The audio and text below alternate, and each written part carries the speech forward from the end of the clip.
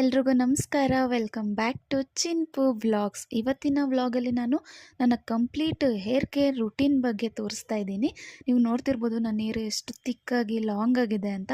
ಮುಂಚೆನೂ ನನಗೆ hair falls ಆಗ್ತಾಯಿತ್ತು. ರೆಗ್ಯುಲರ್ ಎಕ್ಸಸೈಸು ಹಾಗೆ ಡಿಟಾಕ್ಸ್ ಡ್ರಿಂಕ್ಸು ಈ ಹೇರ್ ಆಯಿಲ್ನ ಯೂಸ್ ಮಾಡಿದ್ಮೇಲೆ ನನಗೆ ಹೇರ್ ಫಾಲ್ ತುಂಬಾ ಕಂಟ್ರೋಲ್ ಆಗಿದೆ ನೋಡಿ. 1 ಅಥವಾ 2 ಉದುರೋದೇ ಜಾಸ್ತಿ.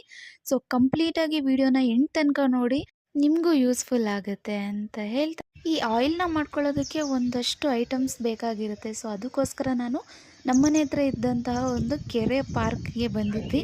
ಅಲ್ಲಿ ದಾಸವಾಳ ಹೂವು ಎಲೆ ಎಲ್ಲ ಸಿಗುತ್ತೆ, ಅದಕ್ಕೋಸ್ಕರ. ಆ್ಯಂಡ್ ಸಂಡೇ ಮಾರ್ನಿಂಗ್ ಆಗಿರೋದ್ರಿಂದ ಫುಲ್ ಚಳಿ ಇತ್ತು. ಅಮ್ಮಗೂ ನನಗೂ ಒಂಥರ ಫನ್ ಟೈಮ್ ಆಯಿತು. ಹಲೋ, ನಿಮ್ಮ ಕ್ಲಾಸಲ್ಲಿದೆ ಇಲ್ಲಿ? ಎಲ್ಲಿ? ಅಲ್ಲೈತೆ ತಿಕ್ಲಿ. ಪಾರ್ಕಿಂದ ಅಲ್ಲೇ ಅಮ್ಮು ಸ್ಕೂಲು ಸಹ ಕಾಣಿಸುತ್ತೆ. ಅವಳಿಗೆ ತೋರಿಸ್ಬಿಟ್ಟು ಹಂಗೆ ರೇಗಿಸ್ತಾ ಇದ್ದೆ, ನೋಡು ನಿನ್ನ ಸ್ಕೂಲ್ ಇಲ್ಲೇ ಇದೆ, ಇವತ್ತು ಸಂಡೇ ಆದರೂ ಲೀವ್ ಇರಲ್ಲ, ಕರ್ಕೊಂಡೋಗಿ ಬಿಟ್ಬಿಡ್ತೀನಿ ಅಂತ. ಅವಳದಕ್ಕೆ ತಿಕ್ಲಿ ಅಂತೆಲ್ಲ ಬೈತಾ ಇದ್ಲು ನನಗೆ.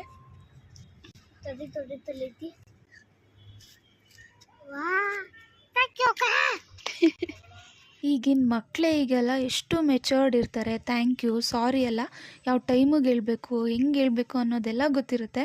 ನಾವು 90s ಕಿಡ್ಸ್ಗೆಲ್ಲ ನಮಗೆ ಥ್ಯಾಂಕ್ಸ್ ಹೇಳಬೇಕು, ಸಾರಿ ಹೇಳ್ಬೇಕಂದ್ರೆ ನಾವು ಒಂಥರ ಮುಜುಗರ ಆಗ್ತಿತ್ತು ಅವಾಗ. ಹಾಗೆ ಮುಂದೆ ಬರ್ತಿದ್ದಂಗೆ ಇಲ್ಲಿ ಇಷ್ಟು ಉದ್ದಕ್ಕೂ ಫುಲ್ಲು ಒಂದು ಸೈಡ್ ಫುಲ್ಲು ದಾಸವಾಳ ಗಿಡಗಳನ್ನೇ ಹಾಕಿದ್ದಾರೆ. ಬಟ್ ಅದು ಹೂವು ಆ ಸೈಡು ತುಂಬಾ ಬಿಟ್ಟಿತ್ತು, ಈ ಕಡೆ ಬಿಟ್ಟಿದ್ದು ತೊಗೊಳಕ್ಕೆ ಆಗ್ತಾನೆ ಇರಲಿಲ್ಲ. ಅಲ್ಲಿ ಸ್ವಲ್ಪ ಹಾವುಗಳೆಲ್ಲ ಜಾಸ್ತಿ ಇದೆ. ಸೊ ನಾನು ಆ ಕಡೆ ಹೋಗಿ ಎಲ್ಲ ತೊಗೊಳಲ್ಲ. ಮುಂದೆನೇ ಇರುತ್ತೆ, ಬಟ್ ಅಲ್ಲಿ ಡೈಲಿ ವಾಕಿಂಗಿಗೆ ಆಂಟೀಸು ಬರ್ತಾ ಇರ್ತಾರಲ್ಲ, ಅವರೆಲ್ಲ ಕಿತ್ಕೊಂಡು ಹೋಗ್ಬಿಟ್ಟಿರ್ತಾರೆ. ಅದರಲ್ಲಿ ಒಂದಷ್ಟು ಮಿಕ್ಕಿದ್ದನ್ನು ಒಂದು 5-6 ಹೂವು ಸಿಕ್ತು.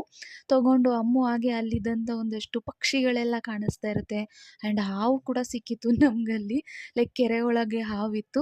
ಸೊ ಅದ್ರದ್ದೆಲ್ಲ ವ್ಯೂಸ್ ಎಲ್ಲ ತೋರಿಸಿ, ಬರ್ಡ್ಸ್ ನೋಡು, ಡಕ್ಸ್ ಎಲ್ಲ ಇರುತ್ತೆ, ಸೊ ಅದೆಲ್ಲ ತೋರಿಸಿ, ಸ್ಕೈ ಸಿಕ್ಕಾಪಟ್ಟೆ ನೇಚರ್ ಫ್ರೆಂಡ್ಲಿ ಆಗಿರುವಂಥ ಪಾರ್ಕ್ ಇದು. ನಾವು ಈ ಥರ ಒಂದು ವ್ಯೂನ ನೋಡೋಕ್ಕೆ ತುಂಬ ದೂರ ಹೋಗ್ತೀವಿ. ನಮ್ಮ ಮನೆ ಹತ್ರನೇ ಇರೋದು ನಮಗಂತೂ ಸಿಕ್ಕಾಪಟ್ಟೆ ಖುಷಿ. ಅದರಲ್ಲಿ ಎಕ್ಸ್ಪೆಷಲಿ ನಾನು ಮರ ಗಿಡ ನದಿ ಇದೆಲ್ಲ ನೋಡಿಬಿಟ್ರೆ ನನಗಂತೂ ಸಿಕ್ಕಾಪಟ್ಟೆ ಎಕ್ಸೈಟ್ಮೆಂಟ್ ಆಗೋಗುತ್ತೆ. ಸೊ ನಾನು ಅದ್ರ ಒಳಗೋಗಿ ಅದು ಎಲೆಗಳನ್ನೆಲ್ಲ ಕಿತ್ಕೊಳ್ಳಿಲ್ಲ. ಆನ್ ದ ವೇ ಇಲ್ಲೊಂದು ಗಿಡ ಸಿಗುತ್ತೆ, ಸೊ ಸ್ವಲ್ಪ ಹತ್ರನೇ ಇದೆ. ಸೊ ಅಲ್ಲೇ ಕಿತ್ಕೊಂಡೆ. ದಾಸವಾಳ ಎಲೆ ಬೇಕಾಗುತ್ತೆ, ಸೊ ಅದಕ್ಕೋಸ್ಕರ ಅದನ್ನು ತೊಗೊಂಡು ಅಮ್ಮ ಹಾಗೆ ಅಲ್ಲಿ ಸಿಕ್ಕಿದಂಥ ಚಿಕ್ಕ ಚಿಕ್ಕ ಫ್ಲವರ್ಸ್, ಏನೇನೋ ಒಂದು ಫ್ಲವರ್ಸ್ ಇತ್ತು, ಅದೆಲ್ಲ ಕಿತ್ತು ಕೊಡ್ತಾಯಿದ್ಲು. ಆ್ಯಂಡ್ ಇದೆಲ್ಲ ಅವಳಿಗೆ ಬ್ಯಾಂಬೂ ಟ್ರೀ ನೋಡು ಅದು ಅಂತೆಲ್ಲ ತೋರಿಸ್ತಾ ಇದೆ. ನಾನು ನಿಮ್ಗೆ ಆಗಲೇ ಹೇಳಿದ್ನಲ್ವ ಸ್ನೇಕ್ ಸಿಕ್ಕಿತ್ತು ಅಂತ. ನೋಡಿ, ಇದು ಕೆರೆ ಹಾವು, ಕೆರೆಯಲ್ಲಿತ್ತು. ದೂರದಿಂದನೇ ಒಂಚೂರು ಕ್ಯಾಪ್ಚರ್ ಮಾಡ್ಕೊಂಡೆ. ಅದು ಸ್ವಲ್ಪ ಅಲ್ಲಾಡ್ತಾ ಇರಲಿಲ್ಲ. ಅವಳು ಅದೇನೋ ಅಕ್ಕ ದಾರ ಅಂತ ಇದ್ಲು. ಅದು ಅಲ್ಲಾಡಿದ್ಮೇಲೆ ಅವಳಿಗೆ ಶಾಕ್ ಆಗೋಯ್ತು. ಡಿಟಾಕ್ಸ್ ಡ್ರಿಂಕ್ನ ಮಾಡ್ಕೊಳ್ಳೋದಕ್ಕೆ ನಾನು 2 ಬೆಟ್ಟದ ನೆಲ್ಲಿಕಾಯಿ, ಹಾಗೆ ಒಂಚೂರು ಕರಿಬೇವು, ಹಾಗೆ 1 ಸ್ಪೂನ್ ಆಗೋಷ್ಟು ಬೆಲ್ಲ, ಒಂದು 6 ಮೆಣಸನ್ನ ತೊಗೊಂಡಿದ್ದೀನಿ. ಸೊ ಇದೆಲ್ಲದ್ರೂ ನಾವು ನೀಟಾಗಿ ಗ್ರೈಂಡ್ ಮಾಡ್ಕೋಬೇಕು. ಇಂಗ್ರೀಡಿಯೆಂಟ್ಸ್ನೆಲ್ಲ ತೊಗೊಂಡಿದ್ದೀನಲ್ಲ, ಇವಾಗ ಇದಕ್ಕೊಂದು ಮಿಕ್ಸಿ ಜಾರಿಗೆ ಹಾಕಿ 1 ಲೋಟ ಆಗೋಷ್ಟು ನೀರನ್ನ ಹಾಕ್ಕೊತೀನಿ. ಬೇಕಿದ್ರೆ ಸೋಸಿನೂ ಕುಡಿಬೋದು, ಬಟ್ ಎಲ್ಲ ಫೈಬರು ನೀಟಾಗಿ ಬಾಡಿಗೆ ಸಿಗಲಿ ಅಂತ ನಾನು ಹಾಗೆ ಇದನ್ನು ಕುಡಿತೀನಿ. ಆ್ಯಂಡ್ ಫೈಬರ್ ಸಮೇತ ಕುಡಿಯೋದ್ರಿಂದ ಇದ್ರ ಬೆನಿಫಿಟ್ಸು ತುಂಬಾ ಜಾಸ್ತಿ ಸಿಗುತ್ತೆ ನಮ್ಮ ಬಾಡಿಗೆ. ಸೊ ಇದಾಗಿತ್ತು ಡಿಟಾಕ್ಸ್ ಡ್ರಿಂಕು. ಅರ್ಲಿ ಮಾರ್ನಿಂಗ್ ಇದನ್ನು ಡೈಲಿ 30 ಡೇಸ್ ಕುಡಿತಾ ಬಂದರೆ ನಿಜವಾಗ್ಲೂ ಏರ್ ಫಾಲ್ ಆಗ್ದಂಗೆ ತುಂಬ ಸಾಕಷ್ಟು ಒಳ್ಳೆ ಬೆನಿಫಿಟ್ಸ್ನ ಇದು ಕೊಡುತ್ತೆ. ಯಾವುದೇ ಆಗಲಿ ಒಂದು ನೈಟಲ್ಲಿ ಯಾವುದೂ ಆಗೋದಿಲ್ಲ. ಯಾವುದೇ ಕೆಲಸ ಆದ್ರೂ ಕನ್ಸಿಸ್ಟೆನ್ಸಾಗಿ ನಾವು ಮೇಂಟೈನ್ ಮಾಡ್ಕೊತಾ ಬರಬೇಕು. 30 ಡೇಸ್ ಕನ್ಸಿಸ್ಟೆನ್ಸಾಗಿ ಇದನ್ನು ಕುಡಿತಾ ಬಂದರೆ ನಿಜವಾಗ್ಲೂ ಏರ್ ಫಾಲ್ ಕಮ್ಮಿ ಆಗುತ್ತೆ.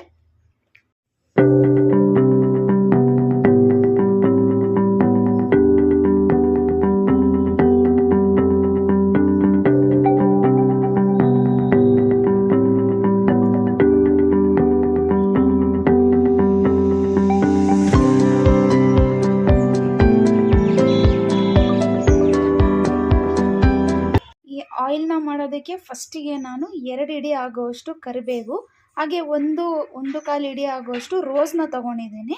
ಹಾಗೆ ಒಂದು 3-4 ದಾಸವಾಳ ಹೂವು, ಹಾಗೆ 10 ದಾಸವಾಳ ಎಲೆ, ಹಾಗೆ ಇದು ಹಳ್ಳೆ ಎಲೆ ಅಂತಾರಲ್ಲ ಅದನ್ನು ತೊಗೊಂಡಿದ್ದೀನಿ. ಇದು ಹರಳೆಣ್ಣೆ ಮಾಡ್ತಾರಲ್ಲ ಅದ್ರ ಗಿಡದ ಎಲೆ.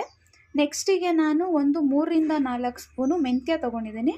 ಹಾಗೆ ಒಂದು 15-16 ಲವಂಗ, 10-12 ಮೆಣಸು, ಹಾಗೆ ಆಲೋವೆರಾನ ತೊಗೊಂಡಿದ್ದೀನಿ, ಒಂದು ಫುಲ್ ಆಲೋವೆರಾ ತೊಗೊಂಡಿದ್ದೀನಿ, ಹಾಗೆ ಒಂದಷ್ಟು ತುಳಸಿ ಎಲೆಗಳನ್ನ ತೊಗೊಂಡಿದ್ದೀನಿ, ಹಾಗೆ ಒಂದು 4 ಬೆಟ್ಟದ ನೆಲ್ಲಿಕಾಯಿನ ತೊಗೊಂಡಿದ್ದೀನಿ. ಸೊ ಇದರೆಲ್ಲದ್ರದ್ದು ತುಂಬಾ ಒಳ್ಳೆ ಹೆಲ್ತ್ ಬೆನಿಫಿಟ್ಸ್ ಇದೆ. ಏರ್ಸಿಗೆ ತುಂಬಾ ಯೂಸ್ ಆಗುತ್ತೆ ನಾವು ಏರ್ಸಿಗೆ ಇದನ್ನೆಲ್ಲ ಅಪ್ಲೈ ಮಾಡೋದ್ರಿಂದ. ಆಲೋವೆರಾನೆಲ್ಲ ಇವಾಗ ಸಣ್ಣ ಸಣ್ಣ ಪೀಸಾಗಿ ಕಟ್ ಮಾಡ್ಕೊಂಡಿದ್ದೀನಿ. ಬೆಟ್ಟದ ನೆಲ್ಲಿಕಾಯಿನ ಈ ಥರ ಸಣ್ಣದಾಗಿ ಕಟ್ ಮಾಡಿ ಚೆನ್ನಾಗಿ ಜಜ್ಜಿಟ್ಕೊಂಡಿದ್ದೀನಿ. ಸೊ ಅವಾಗ ಅದ್ರ ರಸ ಎಲ್ಲ ನೀಟಾಗಿ ಬಿಟ್ಟಾಗ ಆಯಿಲ್ ಒಳಗೆ ನೀಟಾಗಿ ಅದು ಕುಕ್ ಆದಾಗ ಒಳ್ಳೆ ಬೆನಿಫಿಟ್ಸ್ ಸಿಗುತ್ತೆ ನಮಗೆ. ಕರಿಬೇವನ್ನು ನಾವು ಏರ್ ಆಯಿಲಲ್ಲಿ ಬಳಸೋದ್ರಿಂದ ಇದು ನ್ಯಾಚುರಲ್ ಕಲರೆಂಟಾಗಿ ವರ್ಕ್ ಮಾಡುತ್ತೆ. ಬೇಕಿದ್ರೆ ನೀವು ಒಂದು ಸ್ವಲ್ಪ ದಿನ ಹಂಗೆ ಬಿಟ್ಬಿಟ್ರೆ ಎಣ್ಣೆ ಫುಲ್ ಬ್ಲ್ಯಾಕ್ ಆಗಿ ಟರ್ನ್ ಆಗುತ್ತೆ. ನ್ಯಾಚುರಲ್ ಆಗಿ ಹೇರು ಬ್ಲ್ಯಾಕ್ ಆಗೋದಕ್ಕೆ ಕರಿಬೇವು ಹೆಲ್ಪ್ ಮಾಡುತ್ತೆ. ಹಾಗೆ ಕರಿಬೇವು ಆಗಿರ್ಬೋದು, ಇದು ನಮಗೆ ಗೊತ್ತೇ ಇರುತ್ತೆ. ಹಾಗೆ ತಿನ್ನೋದ್ರಿಂದನೂ ಅಷ್ಟೇ ಏರ್ ಗ್ರೋತಿಗೆ ತುಂಬಾ ಒಳ್ಳೆಯದು. ಆ್ಯಂಡ್ ನಾನು ರೋಸ್ನ ತೊಗೊಂಡಿದ್ದೀನಿ. ರೋಸ್ ಏನಕ್ಕೆ ಅಂದರೆ ನಮ್ಮ ಹೇರ್ ಸ್ಕ್ಯಾಲ್ಪ್ನ ತಂಪಾಗಿಡುತ್ತೆ. ಆ್ಯಂಡ್ ರೋಸ್ ವಾಟರ್ಸ್ ಎಲ್ಲ ನಾವು ತಲೆಗೆ ಅಪ್ಲೈ ಮಾಡೋದ್ರಿಂದ ಹೇರ್ ಗ್ರೋತ್ನ ಸ್ಟಿಮ್ಯುಲೇಟ್ ಮಾಡುತ್ತೆ. ದಾಸವಾಳದ ಎಲೆ ಎರಡೂ ಅಷ್ಟೇನೆ, ಅದೂ ಅಷ್ಟೇ ನಮ್ಮ ಹೇರಿಗೆ ತುಂಬಾ ಒಳ್ಳೆಯದು. ಹಾಗೆ ನಾನು ಹರಳೆ ಎಲೆ ತೊಗೊಂಡಿದ್ದೀವಿ. ನಾವು ಹರಳೆಣ್ಣೆ ಯೂಸ್ ಮಾಡೋರು ಹೇರ್ಸ್ ನೋಡಬೇಕು, ಎಷ್ಟು ದಪ್ಪ ತಿಕ್ಕಾಗಿ ಉದ್ದ ಬೆಳೆದಿರುತ್ತೆ. ಬಟ್ ಅದು ಎಲ್ಲರಿಗೂ ಸೂಟ್ ಆಗಲ್ಲ. ಸೊ ಅದಕ್ಕೋಸ್ಕರ ಈ ಥರ ಆಯಿಲ್ ಮಾಡೋದು. ನನಗೆ ಹರಳೆಣ್ಣೆ ಸೂಟ್ ಆಗಲ್ಲ. ಸೊ ಅದಕ್ಕೆ ಹರಳೆಣ್ಣೆದು ಎಲೆದು ಒಂದು ಸ್ವಲ್ಪ ಹಾಕೊತೀನಿ ನಾನು, ಏರ್ ಗ್ರೋತ್ನ ಸ್ಟಿಮ್ಯುಲೇಟ್ ಮಾಡುತ್ತೆ ಅಂತ. ಹಾಗೆ ಒಂದು ಶಂಖಪುಷ್ಪ ತೊಗೊಂಡಿದ್ದೀನಿ. ಹಾಗೆ ನೆಕ್ಸ್ಟಿಗೆ ನಾನು ಮೆಂತ್ಯ ತೊಗೊಂಡಿದ್ದೀನಿ. ಮೆಂತ್ಯ ನಮ್ಮ ಸ್ಕ್ಯಾಲ್ಫ್ನ ಕ್ಲೆನ್ಸಿಂಗ್ ಆಗಿ ವರ್ಕ್ ಮಾಡುತ್ತೆ. ಮೆಂತ್ಯ ಆಗಿರ್ಬೋದು, ಮೆಣಸು ಆಗಿರ್ಬೋದು, ನಮ್ಮ ಸ್ಕ್ಯಾಲ್ಫ್ನ ಅದು ಕ್ಲೀನ್ ಮಾಡೋದಕ್ಕೆ ಹೆಲ್ಪ್ ಮಾಡಿ ಅಲ್ಲಿರೋ ಅಂಥ ಸೆಲ್ಸ್ ಎಲ್ಲನೂ ಸ್ಟಿಮ್ಯುಲೇಟ್ ಆಗಿ ಹೇರ್ ಗ್ರೋತಿಗೆ ಹೆಲ್ಪ್ ಮಾಡೋಂಗೆ ಮಾಡುತ್ತೆ. ಹಾಗೆ ಲವಂಗ ತೊಗೊಂಡಿದ್ದೀನಿ. ಲವಂಗದ ಎಣ್ಣೆನೂ ಅಷ್ಟೇ, ಸಪ್ರೇಟಾಗಿ ಲವಂಗದ ಎಣ್ಣೆನೂ ನಾವು ಬಳಸೋದ್ರಿಂದ ಹೇರ್ ಗ್ರೋತ್ ತುಂಬಾ ಚೆನ್ನಾಗಾಗುತ್ತೆ. ಕರಿಬೇವು ಮತ್ತು ಈ ಬೆಟ್ಟದ ನೆಲ್ಲಿಕಾಯಿ ಏನು ತೊಗೊಂಡಿದ್ದೀನಿ, ಬೇಕಿದ್ರೆ ನೀವು ಬೆಟ್ಟದ ನೆಲ್ಲಿಕಾಯಿನ ಕಟ್ ಮಾಡಿ ಸ್ವಲ್ಪ ಹೊತ್ತು ಹಾಗೆ ಬಿಟ್ಬಿಟ್ರೆ ಅದು ಬ್ಲ್ಯಾಕ್ ಆಗಿಬಿಟ್ಟಿರುತ್ತೆ. ಇದು ನ್ಯಾಚುರಲ್ ಕಲರೆಂಟಾಗಿ ವರ್ಕ್ ಮಾಡುತ್ತೆ. ಆಮ್ಲ ತುಂಬಾ ಒಳ್ಳೆಯದು ಹೇರ್ಗೆ. ಹಾಗೆ ತುಳಸಿನೂ ಅಷ್ಟೇ, ತಂಪು ಮಾಡುತ್ತೆ. ಆ್ಯಲೋವೆರಾ ಏರಿಂದ ಅಡಿಯಿಂದ ಮುಡಿ ತನಕ ಹೆಲ್ಪ್ ಆಗುತ್ತೆ ಅಂದರೆ ಅದು ಆ್ಯಲೋವೆರಾನೇ.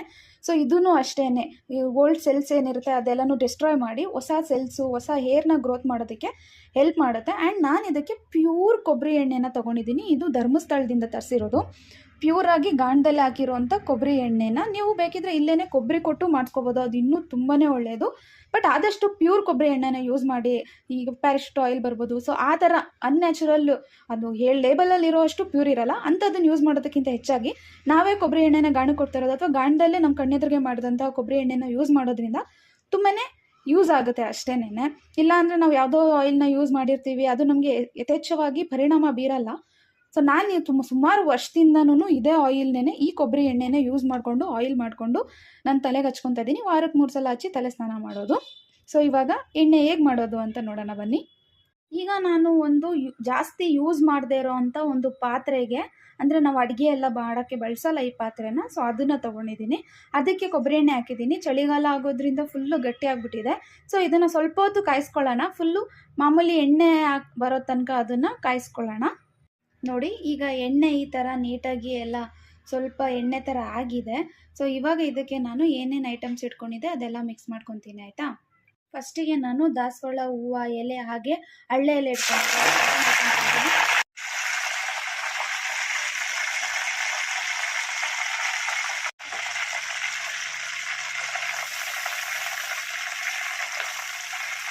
ಇವಾಗ ಏನೇನು ಇಂಗ್ರೀಡಿಯೆಂಟ್ಸ್ ಎಲ್ಲ ತೊಗೊಂಡಿದ್ನಲ್ಲ, ಸೊ ಅದನ್ನೆಲ್ಲ ಇವಾಗ ಎಣ್ಣೆಗೆ ಹಾಕಿ ನೀಟಾಗಿ ಒಂದು ಮಿಕ್ಸ್ ಕೊಟ್ಟು ಇದನ್ನು ಮೀಡಿಯಮ್ ಫ್ಲೇಮಲ್ಲೇ ಸುಮಾರು 15 ನಿಮಿಷ ಕಾಯಿಸ್ಕೋಬೇಕಾಗುತ್ತೆ. ಯಾಕಂದರೆ ಅದರಲ್ಲಿರುವಂಥ ಸಾರ ಎಲ್ಲ ಎಣ್ಣೆಯಲ್ಲಿ ನೀಟಾಗಿ ಇಳಿಬೇಕು. ಸೊ ಅಲ್ಲಿ ತನಕ ಇದನ್ನು ನೀಟಾಗಿ ಆದಷ್ಟು ಮೀಡಿಯಮ್ಗಿಂತ ಲೋ ಫ್ಲೇಮಲ್ಲೇ ಕಾಯಿಸ್ಕೋಬೇಕು. ಸೊ ಆವಾಗ ಇದರಲ್ಲಿರೋವಂಥ ಸಂಪೂರ್ಣ ಇಂಗ್ರೀಡಿಯೆಂಟ್ಸಲ್ಲಿರೋವಂಥ ಸಾರ ಎಲ್ಲ ಎಣ್ಣೆಯಲ್ಲಿ ಇಳ್ಕೊಳ್ಳುತ್ತೆ. ಎಣ್ಣೆ ಕಾದ್ಮೇಲೆ ಕರಿಬೇವು ಹಾಕಿರೋದ್ರಿಂದ ನಿಜವಾಗ್ಲೂ ಎಷ್ಟು ಒಗ್ಗರಣೆ ಸ್ಮೆಲ್ ಥರ ಘಮ್ ಅಂತ ಬರ್ತಾ ಇದೆ. ಇದು ಆದಮೇಲೆ ಸ್ವಲ್ಪ ಮೆಂತ್ಯ ಹಾಕಿರೋದ್ರಿಂದ ಎಣ್ಣೆ ಸ್ವಲ್ಪ ಸ್ಮೆಲ್ ಬರುತ್ತೆ. ಬಟ್ ಅದು ತುಂಬಾ ಒಳ್ಳೆಯದು ತಲೆಗೆ ಈ ಎಣ್ಣೆನ ಹಚ್ಚೋದ್ರಿಂದನೂ. ಸಾಂಬಾರು ಥರ ಸ್ಮೆಲ್ ಬರುತ್ತೆ, ಬಿಕಾಸ್ ಮೆಂತ್ಯ ಯೂಸ್ ಮಾಡಿರ್ತೀವಲ್ಲ. ಬಟ್ ಮೆಂತ್ಯ ಯೂಸ್ ಮಾಡಲೇಬೇಕು, ಅದೇ ನಮ್ಮ ಸ್ಕ್ಯಾಲ್ಫನ್ನ ತಂಪು ಮಾಡೋದಕ್ಕೆ ಆಗಲೇ ಹೇಳ್ದಂಗೆ ಯೂಸ್ ಆಗೋದು. ಸೊ ಮೆಂತ್ಯ ಎಲ್ಲ ಹಾಕ್ಕೊಂಡಿದ್ದೀನಿ. ಇವಾಗ ನೀಟಾಗಿ ಇದನ್ನು ಒಂದು 15 ನಿಮಿಷ ಲೋ ಫ್ಲೇಮಲ್ಲೇ ನೀಟಾಗಿ ಕಾಯಿಸ್ಕೊಳ್ಳೋಣ. ಆಮೇಲೆ ಕಲರ್ ಚೇಂಜ್ ಆಗುತ್ತೆ, ಆವಾಗ ಗೊತ್ತಾಗುತ್ತೆ. ನೋಡಿ, ಇವಾಗ ಕೊಬ್ಬರಿ ಎಣ್ಣೆ ಕಲರೇ ಇದೆಯಲ್ಲ, ಆಮೇಲೆ ಫುಲ್ಲು ಗ್ರೀನಿಶ್ ಆಗುತ್ತೆ. ಅಲ್ಲಿ ತನಕ ಇದನ್ನು ನೀಟಾಗಿ ಕುದಿಸ್ಕೋಬೇಕು. ನೋಡಿ, ಇವಾಗ ನೀಟಾಗಿ ಈ ಥರ ಎಲ್ಲ ಈ ರೋಸ್ ಪೆಟಲ್ಸ್ ಎಲ್ಲ ಉಬ್ಬುದಂಗೆ ಆಗಿದೆ. ಸೊ ಇವಾಗ ಇದು ಆಲ್ಮೋಸ್ಟ್ ಆಲ್ ಹಾಫ್ ಕುಕ್ ಆಗಿದೆ ಅಂತ. ಹಾಗೆ ಆಲೋವೆರಾ ನೋಡ್ತಾ ಇರ್ಬೋದು, ಇನ್ನೊಂಚೂರು ಹಸಿ ಹಾಗೆ ಇದೆ. ಅದೆಲ್ಲ ಫುಲ್ಲು ಕುಕ್ಕಾಗಿ ಕರುಮ್ ಅನ್ನೋ ಥರ ಆಗ್ತಿರುತ್ತೆ. ಈ ಕರಿಬೇವು ಮಾತ್ರ ಈಗ ಆಲ್ಮೋಸ್ಟ್ ನೋಡಿ ಸೌಂಡ್ ಗೊತ್ತಾಗ್ತಿದೆಯಾ, ಈ ಥರ ಕುಕ್ ಆಗಿದೆ. ಇನ್ನೂ ಇದು ಹಾಫ್ ಕುಕ್ ಆಗಬೇಕು. ಮೀಡಿಯಮ್ ಫ್ಲೇಮಲ್ಲೇ ಇಟ್ಟು ಒಂಚೂರು ತಳ ಹಿಡಿತಾ ಇರುತ್ತೆ. ನಾವು ಈ ಥರ ಅಲ್ಯೂಮಿನಿಯಮ್ದು ಯಾವುದೋ ಒಂದು ವೆಸಲ್ನ ಯೂಸ್ ಮಾಡಿರೋದ್ರಿಂದ. ಸೊ ನೀಟಾಗಿ ಒಂದು ಸ್ವಲ್ಪ ಕೈ ಆಡಿಸ್ಕೊತ ಇದನ್ನು ಚೆನ್ನಾಗಿ ಬೇಯಿಸ್ಕೋಬೇಕು. ಆವಾಗಲೇ ಅದರದ್ದು ಸಾರ ಎಲ್ಲ ನೀಟಾಗಿ ಎಣ್ಣೆಯಲ್ಲಿ ಹೀರ್ಕೊಳ್ಳೋಕ್ಕಾಗೋದು. ಇನ್ನೂ ಆಲೋವೆರಾ ಎಲ್ಲ ನೋಡಿ ಇನ್ನೊಂಚೂರು ಬೇಯಬೇಕು. ಅದು ಫುಲ್ಲು ಡ್ರೈ ಆಗಿ ಕರ್ಕ್ ಅಂತ ಇರುತ್ತೆ. ಅಲ್ಲಿ ತನಕನೂ ಇದನ್ನು ಚೆನ್ನಾಗಿ ಬೇಯಿಸ್ಕೋಬೇಕಾಗುತ್ತೆ. ಇದು ಸ್ಲೋ ಪ್ರೋಸೆಸ್ಸೇ. ಒಂದು 15 to 20 ಮಿನಿಟ್ಸ್ ನೀಟಾಗಿ ಇದನ್ನು ಬೇಯಿಸ್ಕೊಂಡಷ್ಟು ನೀಟಾಗಿ ಅದರಲ್ಲಿ ಆ ಎಣ್ಣೆಯಲ್ಲಿ ಅದ್ರ ಸಾರ ಎಲ್ಲ ಬರುತ್ತೆ. ಇವಾಗ ನೋಡಿ ಕಲರ್ ಲೈಟಾಗಿ ಒಂಚೂರು ಚೇಂಜ್ ಆಗಿದೆ, ಲೈಟ್ ಗ್ರೀನಿಶ್ ಆಗಿದೆ. ಸೊ ಇದನ್ನಿನ್ನೂ ನೀಟಾಗಿ ಕಾಯಿಸ್ಕೊಳ್ಳೋಣ. ಈ ಮಿಶ್ರಣಕ್ಕೆ ನಾವು ಬೇಯಿಸ್ಕೋಬೇಕಾದ್ರೇನೆ ಈರುಳ್ಳಿ ಜ್ಯೂಸನ್ನ ಯೂಸ್ ಮಾಡ್ಬೋದು. ಈರುಳ್ಳಿನೂ ಅಷ್ಟೇ ನಮ್ಮ ಸ್ಕ್ಯಾಲ್ಪ್ಗೆ ತುಂಬಾ ಒಳ್ಳೆಯದು. ಅದರಲ್ಲೂ ಏರ್ ಗ್ರೋತ್ ಸ್ಟಿಮ್ಯುಲೈಸೇಷನ್ ಮಾಡುವಂಥ ಕೆಲವೊಂದಷ್ಟು ಉಪಯೋಗಗಳಿದ್ದಾವೆ. ಬಟ್ ಏನಂದರೆ ನಾವು ಇದನ್ನು ತುಂಬ ದಿನ ಇಟ್ಟು ಯೂಸ್ ಮಾಡೋದ್ರಿಂದ, ಅಂದರೆ ಇವಾಗ ಹಂಗೆ ಮಾಡಿ ಯೂಸ್ ಮಾಡಿಬಿಡ್ತೀವಿ, ಅದನ್ನು ಮಿಕ್ಸಲ್ಲ ಅಂದರೆ ಓಕೆ, ಅದನ್ನೇ ಬೇಕಾದ್ರೆ ಈರುಳ್ಳಿ ಜ್ಯೂಸ್ ಹಾಕೋಬೋದು. ಈಗ ನಾವು ಇದನ್ನು ಸುಮಾರು 2 ತಿಂಗಳು ಯೂಸ್ ಮಾಡ್ತೀನಿ. ಅಂದರೆ ಅಮ್ಮನೂ ಇದೆ ಹಾಕೊತಾಳೆ, ನಮ್ಮ ಮನೇಲಿ ಎಲ್ಲರೂ ಇದೆ ಯೂಸ್ ಮಾಡೋದು, ಅಮ್ಮ ಆಗಿರ್ಬೋದು ಅಜ್ಜಿ ಆಗಿರ್ಬೋದು.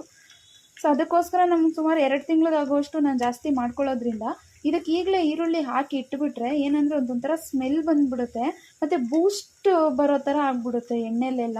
ಒಂದ್ಸಲ ಟ್ರೈ ಮಾಡಿದ್ದೆ ನಾನು. ಸೊ ಅದಕ್ಕೆ ಆ ಥರ ಏನು ಯೂಸ್ ಮಾಡಲ್ಲ, ಈರುಳ್ಳಿ ಎಲ್ಲ ಇದಕ್ಕೆ ಆ್ಯಡ್ ಮಾಡೋಕ್ಕೆ ಹೋಗಲ್ಲ. ನೀವು ಅಷ್ಟು ಆ್ಯಡ್ ಮಾಡ್ಕೊಬೇಡಿ. ಹಂಗೂ ನಮಗೆ ಬೇಕಿದ್ದರೆ ಈ ಆಯಿಲ್ನ ನಾವು ಅಪ್ಲೈ ಮಾಡಬೇಕಾದ್ರೆ ಒಂದು 2 ಸ್ಪೂನ್ ಈರುಳ್ಳಿ ಜ್ಯೂಸ್ನ ಅದಕ್ಕೆ ಹಾಕ್ಕೊಂಡು ಆ ಆಯಿಲ್ನ ಇಮಿಡಿಯೇಟ್ ಹಾಕ್ಕೊಂಡು ತಲೆಗೆ ಹಾಕಿ ಖಾಲಿ ಮಾಡಿಬಿಡ್ಬೇಕು ಅದನ್ನು. ಸೊ ಆ ರೀತಿ ಯೂಸ್ ಮಾಡ್ಕೊಳ್ಳೋದಂದರೆ ಈರುಳ್ಳಿನೂ ಯೂಸ್ ಮಾಡ್ಕೊಬೋದು. ಅದು ಸಾಕಷ್ಟು ಹೆಲ್ತ್ ಬೆನಿಫಿಟ್ಸ್ ಕೊಡುತ್ತೆ. ಈ ಎಣ್ಣೆ ಜೊತೆಗೆ ನಾವು ರೆಗ್ಯುಲರ್ ಆಗಿ ಒಳ್ಳೆ ಡಯಟಲ್ಲಿ ಐರನ್ ಕಂಟೆಂಟ್ ಇರೋವಂಥ ಫುಡ್ನ ತಿನ್ನಬೇಕಂದ್ರೆ ಪಾಲಕ್ ಆಗಿರ್ಬೋದು. ಸೊ ಈ ರೀತಿ ಐರನ್ ಕಂಟೆಂಟ್ ಜಾಸ್ತಿ ಇರೋವಂಥ ಫುಡ್ನ ತಿನ್ನೋದ್ರಿಂದ ಏರ್ ಗ್ರೋತು ತುಂಬಾ ಒಳ್ಳೆಯದು. ಆ್ಯಂಡ್ ರೆಗ್ಯುಲರಾಗಿ ಎಕ್ಸಸೈಸ್ ಮಾಡಲೇಬೇಕು. ನಾನು ಪ್ರತಿದಿನ 1/2 an hour ಎಕ್ಸಸೈಸ್ ಮಾಡೇ ಮಾಡ್ತೀನಿ. ಅದನ್ನು ಒಂದು ಒಳ್ಳೆ ಹೆಲ್ತ್ ಬೆನಿಫಿಟ್ ಕೊಡುತ್ತೆ. ಅಂದರೆ ನಾವು ಬೆವರೋದ್ರಿಂದ ನಮ್ಮ ತಲೆಗೆ ಸ್ಕ್ಯಾಲ್ಫ್ಗೆಲ್ಲನೂ ರಕ್ತ ಪರಿಚಲನೆ ಜಾಸ್ತಿ ಆಗೋದ್ರಿಂದ ಎಕ್ಸಸೈಸ್ ಮಾಡೋದ್ರಿಂದ ಸೊ ಆವಾಗ ನಮ್ಮ ಹೇರು ಒಂಚೂರು ಉದ್ರಲ್ಲ, 1-2 ಎಲ್ಲ ಉದುರುತ್ತಷ್ಟೇ. ನನಗಂತೂ ಒಂಚೂರು ಹೇರ್ಸೇ ಉದ್ರಲ್ಲ ಇವಾಗ. ಬಿಕಾಸ್ ರೆಗ್ಯುಲರಾಗಿ ಎಕ್ಸಸೈಸ್ ಮಾಡ್ತೀನಿ, ಒಳ್ಳೆ ಡಯಟ್ನ ಮೇಂಟೈನ್ ಮಾಡ್ತೀನಿ. ಅಲ್ಲೂ ಇಲ್ಲಿ ಸ್ವೀಟ್ಸ್ ತಿನ್ಬೋದು, ಬಟ್ ನಾನು ರೆಗ್ಯುಲರ್ ಎಕ್ಸಸೈಸ್ ಮಾಡೋದ್ರಿಂದ ನನಗೆ ಒಂಚೂರು ಆ ಸ್ವೀಟ್ಸ್ ಎಲ್ಲನೂ ಅಷ್ಟಾಗಿ ಬಾಡಿಗೆ ಬ್ಯಾಡಾಗಿ ಏನು ಕನ್ವರ್ಟ್ ಆಗಲ್ಲ. ಸೊ ಆದಷ್ಟು ಜಂಕ್ ಫುಡ್ಸ್ನ ಅವಾಯ್ಡ್ ಮಾಡಬೇಕು. ನಾನು ಆಚೆ ಫುಡ್ಸ್ ಎಲ್ಲ ತಿನ್ನೋದೇ ಇಲ್ಲ. ಆದಷ್ಟು ಜಂಕ್ ಫುಡ್ನ ಅವಾಯ್ಡ್ ಮಾಡಬೇಕು, ಎಕ್ಸಸೈಸ್ ಮಾಡಬೇಕು. ಹಾಗೆ ಅದ್ರ ಜೊತೆಗೆ ಏರ್ಸ್ ಗ್ರೋತ್ ಆಯಿಲ್ ಆಗಿರ್ಬೋದು ಅಥವಾ ನಾನು ಆಗಲೇ ತೋರಿಸ್ದಂಗೆ ಡಿಟಾಕ್ಸ್ ಡ್ರಿಂಕ್ಸ್ನ ಆಗಿರ್ಬೋದು ಕನ್ಸಿಸ್ಟೆಂಟಾಗಿ ನಾವು ಅದನ್ನು ಯೂಸ್ ಮಾಡ್ತಾ ಬರೋದ್ರಿಂದ ಒಂದು 3-4 ತಿಂಗಳಲ್ಲಿ ಇದ್ರ ರಿಸಲ್ಟ್ ನಮಗೆ ಗೊತ್ತಾಗುತ್ತೆ. ಒಂದೇ ದಿನದಲ್ಲಿ ಯಾವತ್ತೂ ಏನೂ ಚೇಂಜ್ ಆಗಲ್ಲ. ಒಂದೇ ದಿನದಲ್ಲಿ ಚೇಂಜ್ ಆಗಬೇಕು ಅಂದರೆ ನೀವು ವಿಗ್ ಹಾಕ್ಸ್ಕೋಬೇಕಾಗುತ್ತೆ ಅಷ್ಟೇ. ಬಟ್ ಆ ಥರ ಯಾವುದೂ ಚೇಂಜ್ ಆಗಲ್ಲ. ಸುಮಾರು 3-4 ತಿಂಗಳು ನಾವು ಅದನ್ನು ಕನ್ಸಿಸ್ಟೆಂಟಾಗಿ ಮಾಡ್ಕೊಂಡು ಬಂದಾಗ 5ನೇ ತಿಂಗಳಿಗೆ ನಿಮಗೆ ರಿಸಲ್ಟ್ ಗೊತ್ತಾಗ್ಬಿಡುತ್ತೆ.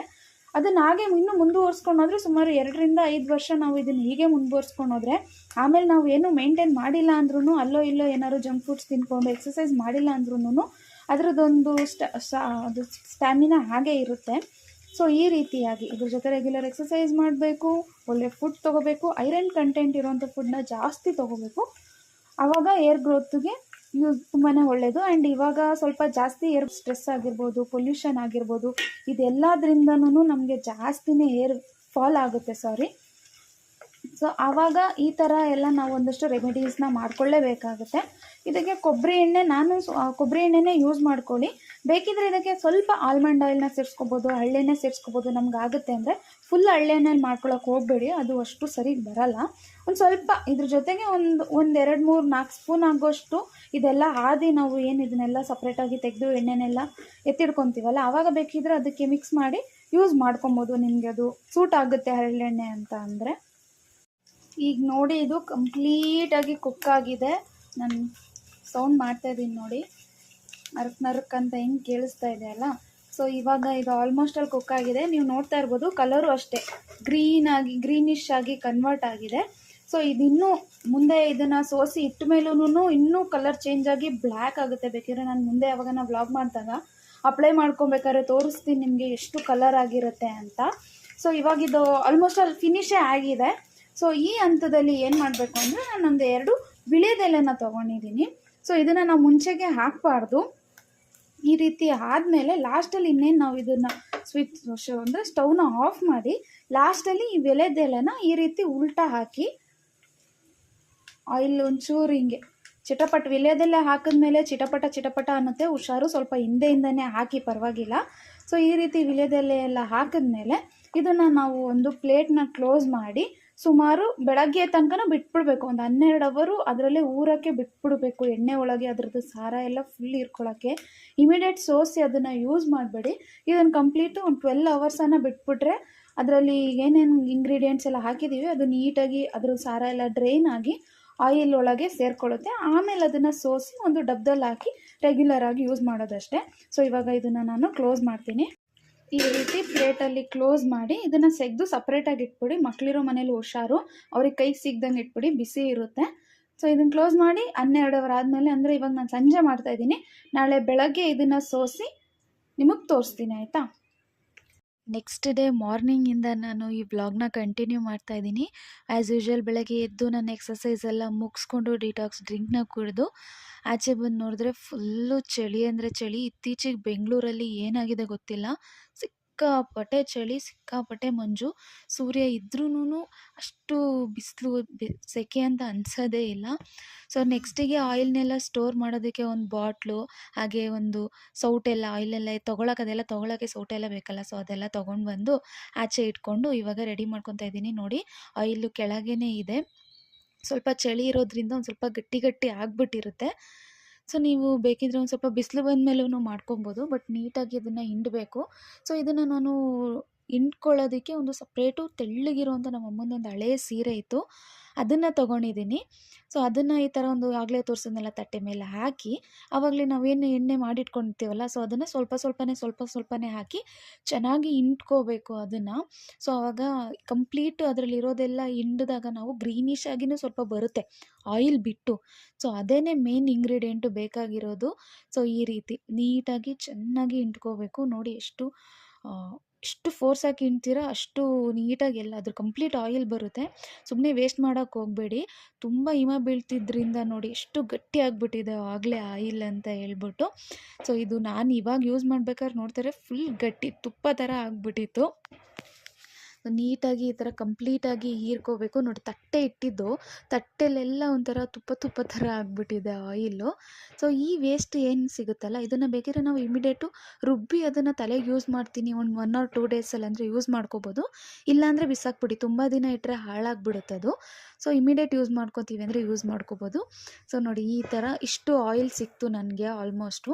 ಈ ಥರ ಒಂದು ಕಂಟೈನರಲ್ಲಿ ಸ್ಟೋರ್ ಮಾಡಿಟ್ಟು ವೀಕ್ಲಿ ಒಂದು 3 ಟೈಮ್ಸ್ ಯೂಸ್ ಮಾಡಿದ್ರೆ ಆಯಿತು, ಅಷ್ಟೇ ಸಿಂಪಲ್ಲಾಗಿ. ಸೊ ಇದಾಗಿತ್ತು ಇವತ್ತಿನ ಕಂಪ್ಲೀಟ್ ನನ್ನ ಹೇರ್ ಕೇರ್ ರೂಟೀನ್. ಈ ವಿಡಿಯೋ ನಿಮಗೆ ಇಷ್ಟ ಆಗಿದ್ರೆ ಲೈಕ್ ಮಾಡಿ, ಶೇರ್ ಮಾಡಿ, ಕಮೆಂಟ್ ಮಾಡಿ. And thank you.